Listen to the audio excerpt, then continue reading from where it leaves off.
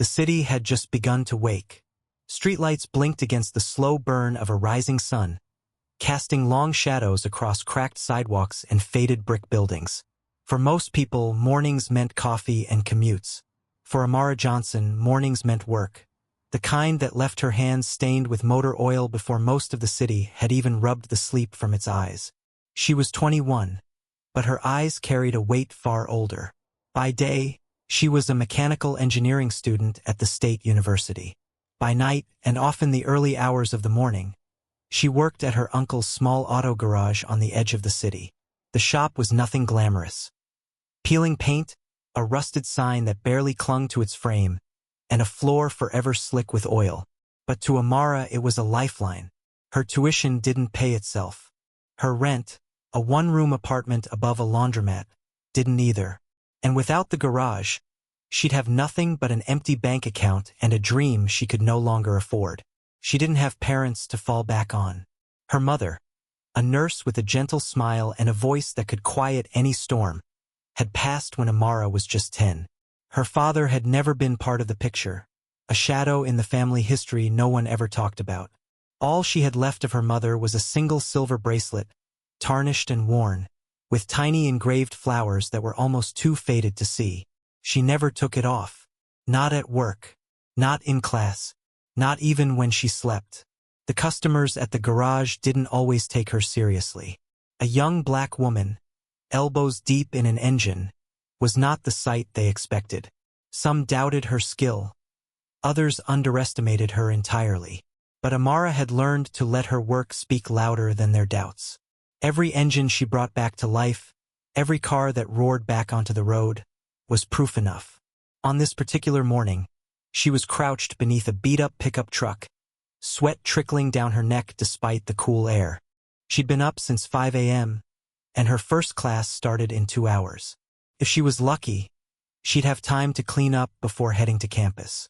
She didn't know it yet, but before the day was over, she would meet a man who would change everything she thought she knew about herself and about her past. Somewhere across town, a gleaming silver Lamborghini was about to stall on an empty stretch of road, and fate, patient, deliberate, and unstoppable, was about to steer their paths toward each other. The morning sun had climbed higher, pouring gold across the city's skyline. Amara had just finished tightening the last bolt on the pickup suspension when her uncle called her over, tossing her a clean rag. She glanced at the clock, barely an hour before her first lecture. "Go on, kid," he said, reading the rush in her eyes. "You've done enough for the morning." She didn't need telling twice. After scrubbing her hands, she slung her backpack over one shoulder, tugged on her worn denim jacket, and stepped out into the street. The crisp autumn air carried the faint smell of gasoline and coffee from the corner shop. Her apartment and the university sat in opposite directions, but she'd learned the quickest shortcuts over the years. Alleys, side streets, and the quiet stretches of road where few cars ever passed. Half a mile away, on one of those quiet stretches, a Lamborghini sat like a stranded jewel against the cracked asphalt. Its sleek curves caught the sunlight, but the engine was dead silent. Beside it stood a tall man in a tailored charcoal suit, his silver hair glinting in the light. His expensive watch caught the sun each time he checked it, as if willing the seconds to move faster. This was Michael Harrington, 54 years old, real estate magnate, a name whispered with a mixture of envy and admiration in boardrooms across the city. Yet in that moment, none of his wealth or influence could make the sports car purr back to life. Worse, his phone had died an hour earlier, leaving him stranded with no way to call for help. Amara noticed the car before she noticed the man. She'd never been close enough to a Lamborghini to see the way the light danced across its paint. Her steps slowed, curiosity tugging at her even as her mind reminded her she had class. The man turned as she approached, his expression guarded but faintly hopeful. "You need help?" she asked, her voice steady, though her heart ticked faster at the thought of touching a machine like that. "Ah, yes," he replied, almost reluctant. It just stopped. No warning. She dropped her backpack onto the pavement and crouched near the rear of the car, scanning it with the practiced eye of someone who'd solved more than a few automotive puzzles. A few questions, a glance under the hood, and she was already narrowing down the problem. That's when Michael's eyes caught something else. A glint of silver around her wrist. It was a simple bracelet, the kind of thing most would overlook. But for him, it was like a ghost had reached out and touched his shoulder. The engraving, faint, almost hidden by years of wear, was a pattern he hadn't seen in decades. And it belonged to someone he'd thought was gone forever. Amara didn't notice his stare. Her focus was on the car, on coaxing the machine back to life. But in Michael Harrington's mind, questions began to form. Questions that wouldn't let him go, even long after the car's engine roared again. Fate had introduced them. Now it was about to weave them into the same story. Michael had met thousands of people in his life. Business partners, rivals, socialites, politicians. Yet none had ever thrown him off balance the way this young woman did in the span of a few minutes. It wasn't her confidence under the hood of his Lamborghini, though that alone was surprising. It wasn't even her calm, matter-of-fact manner when she diagnosed the problem, a failing alternator, made worse by a loose connection. No, what unsettled him was the bracelet. He couldn't stop looking at it. The small, silver band was scratched and dulled with age. The delicate floral engravings almost invisible unless the light caught them just right. To anyone else, it was a trinket, a modest piece of jewelry worth little more than sentiment. But Michael recognized it instantly. 24 years ago, he had given that bracelet to a woman named Evelyn. She'd been unlike anyone he had ever met. Brilliant, stubborn, full of quiet strength. Their paths had crossed only briefly, but she had left an imprint on him that time and success had never erased. He'd heard, years later, that she'd passed away. What he had never known was that she'd had a daughter. Amara's voice pulled him from the fog of memory. "Try it now," she said, stepping back from the car. He slid into the driver's seat and turned the key. The Lamborghini's engine roared back to life, smooth and eager as if nothing had happened. Michael stepped out, genuinely impressed. "How much do I owe you?" he asked. She shook her head. "Nothing. You just needed someone to be in the right place at the right time." He raised an eyebrow. "Surely your time is worth something." "I've got to get to class," she said, slinging her backpack over her shoulder. She was already walking away when he called out, "What's your name?" "Amara," she replied without turning back. And then she was gone, her figure disappearing into the steady hum of the city. Michael stood there for a long moment, the sound of her name lingering in the air like a note struck on a piano. Then he reached into his jacket and pulled out his spare phone. There was only one person he trusted for certain kinds of inquiries. "Daniel," he said when the line picked up, "I need you to find out everything you can about a young woman named Amara Johnson, and about her mother." He didn't explain why. He didn't have to, because deep down he already knew this wasn't just chance. This was a thread from the past pulled suddenly into the present, and he intended to follow it all the way to the end. The university campus buzzed with the usual mid-semester rhythm, the shuffle of feet on concrete paths, the weight of overstuffed backpacks, the low murmur of conversations about assignments and deadlines. Amara moved through it all like a current in a busy river, her thoughts already on the afternoon's shift at the garage.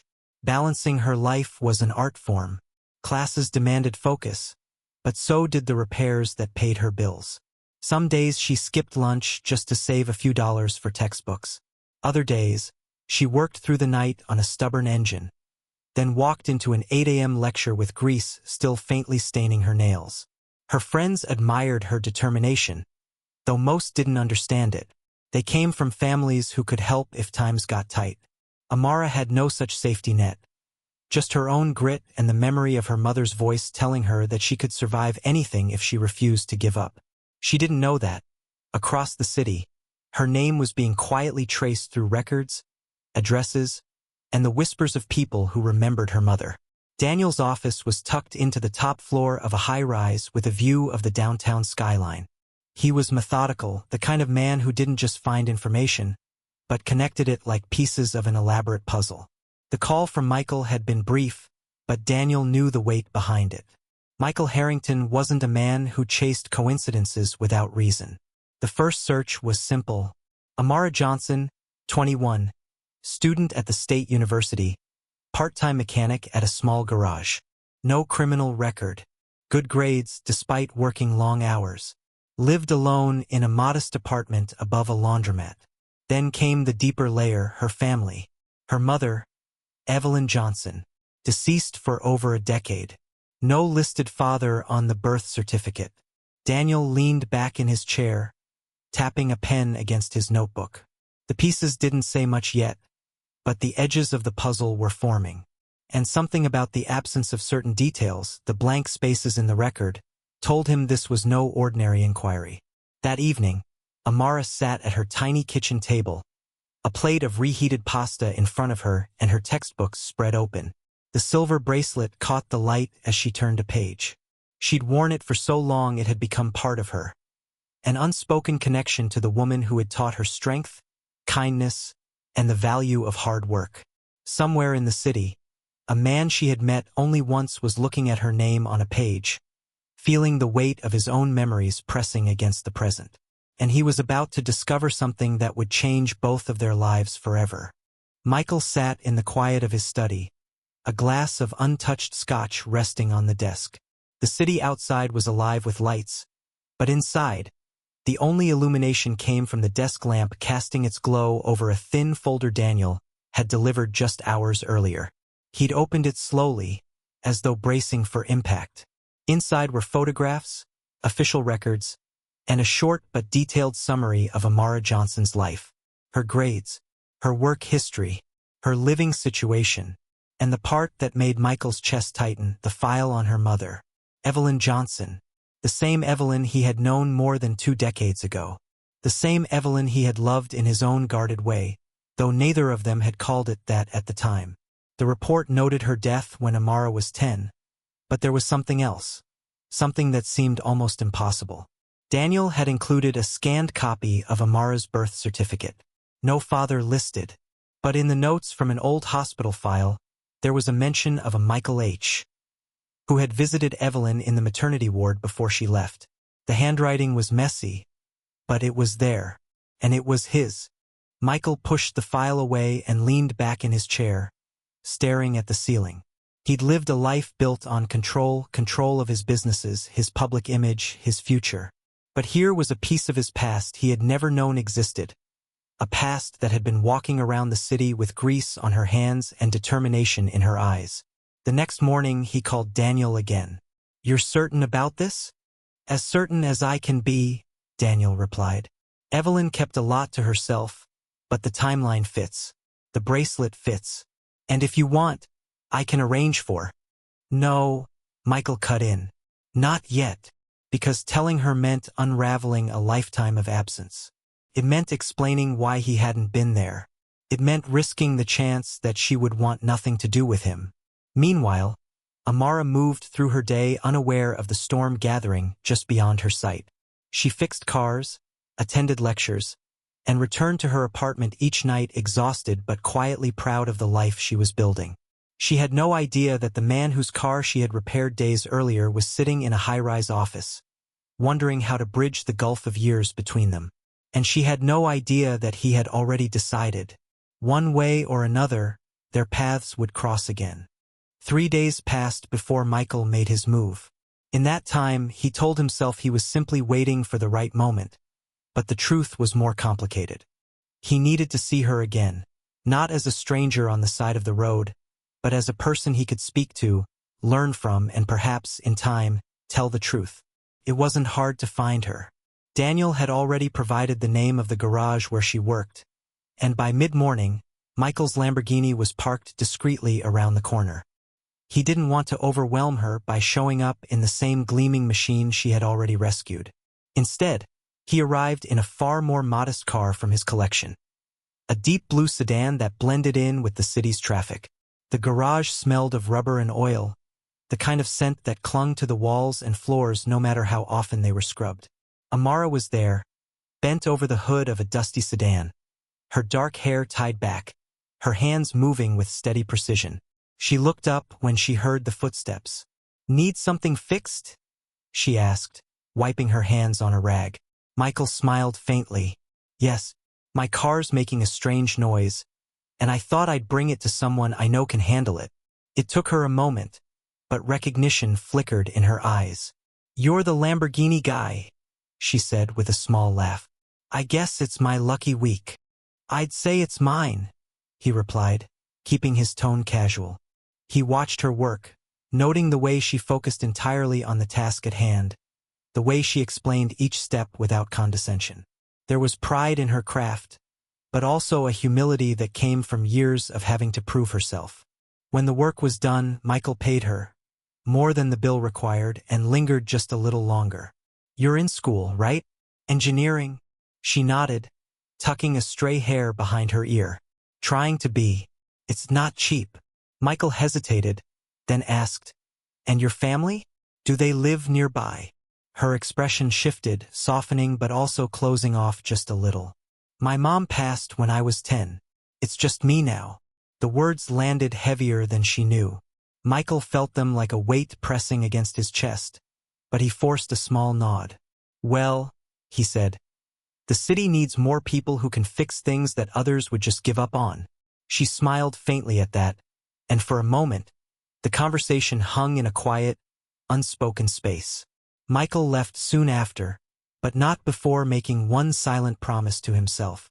He would find a way to help her, even if she never knew the reason why. Over the next 2 weeks, Amara's life began to shift, though she couldn't quite put her finger on why. At the garage, more high-end customers started showing up, bringing cars that needed the kind of careful, skilled work she was known for. Somehow, they all seemed to know her name before she introduced herself. One even mentioned hearing about her from a friend in the business, though Amara couldn't think of anyone she knew who moved in such circles. Then came the email from the university's scholarship office. An anonymous donor had fully covered her tuition for the rest of the year, not just tuition but books, lab fees, and even a small living stipend. She stared at the screen for nearly an hour, wondering if it was some kind of scam. But when she called the office, they confirmed it was real. No name given, just a note in the file, for a student who refuses to give up. She didn't know it, but Michael had been the quiet architect behind it all, pulling strings without ever stepping into the light. He told himself it was enough to know she was getting the help she deserved. But deep down, he knew he couldn't stay invisible forever. One evening, just as the sun dipped below the skyline, Amara was closing up the garage. She was locking the front gate when she saw a familiar blue sedan pull up across the street. Michael stepped out, his expression calm but purposeful. "Evening," he said. "I was in the neighborhood and thought I'd see how you're doing." "I'm good," she replied, smiling slightly. "Actually, better than good. Some amazing things have been happening lately, though I can't explain any of them." Michael hesitated. Part of him wanted to keep the wall between them, to let her enjoy the changes without the weight of his history. But another part, the part that had kept him awake at night thinking about the bracelet on her wrist, knew the truth couldn't stay buried much longer. "I think," he said slowly, "there's something you deserve to know. But it's not a short story." Amara tilted her head, curiosity flickering in her eyes. "Then maybe you should tell it," she said. Michael nodded, his decision made. The past was about to walk into the present, and neither of their lives would be the same after tonight. They sat in a quiet corner booth of a small cafe Michael knew well. It wasn't the kind of place where people came to be seen. It was where they came for peace and for conversations that carried weight.